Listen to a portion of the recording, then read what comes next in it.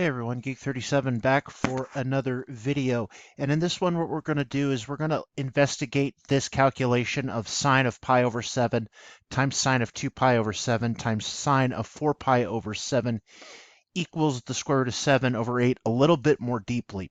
And one thing I want to do is I want to go over again what those sine ratios were in their variable form. Now, if you remember one of my prior videos in the playlist, I explained that the sine of 2 pi over 7, or the sine of pi over 7 equals a over 2r. The sine of 2 pi over 7 equals b over 2r. And the sine of 4 pi over 7 equals c over 2r. Now, in case you're wondering where those came from, again, here is the heptagonal triangle. Pi over 7 here, and here's side A across from it. 2 pi over 7, and b is across from it, and 4 pi over 7, and c is across from that. And we derive those ratios because from the regular heptagon, because this triangle itself is obtuse. So let me put this c first off on the inside. And if you were to find the circumradius, it would be somewhere outside here.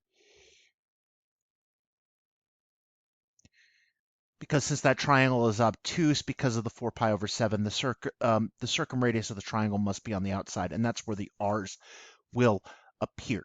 So what will happen is we'll copy in the ratios underneath, or the variable ratios underneath the trig ratios that I already have written.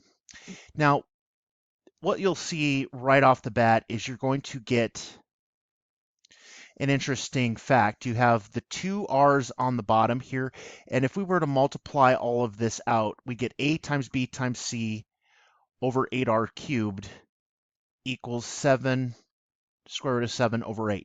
The 8's can cancel from both sides, and we can multiply r to the third to both sides like this, thus making the product of the three sides of the triangle equivalent to the square root of 7 r cubed. And this is an important calculation because it's going to help us derive some other things later that I want to go through. And what I don't have listed in my schedule list is the area of the triangle using the circumradius. So what'll happen is, let's pick a different color here. Let's go back to, let's go to this kind of orange color here. And what will happen is, let's take a look at the area of the triangle using the circumradius. Now what happens is, to find the area of that triangle, you take the product of the three sides and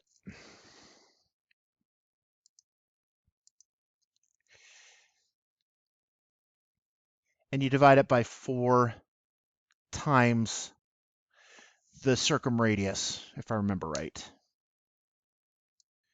Yes, it's the product of the three sides divided by 4 times the circumradius. And I'm going to use this simple triangle to represent the area of a triangle, and I'm going to use that probably throughout the rest of this series as I go along. The area of I'm going to put hept triangle. So what does that mean?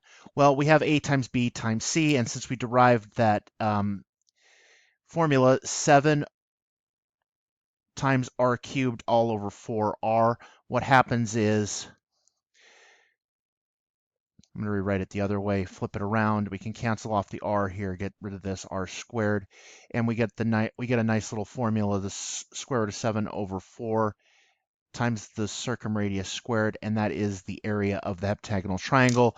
You will find that calculation on the Wikipedia page for the heptagonal triangle, but you will not find the product of the three sides, which I think they should add it on there. But this was quite a simple, straightforward set of calculations based on the fact that the products of the sines of the three angles of the heptagonal triangle work out to be the square root of 7 over 8.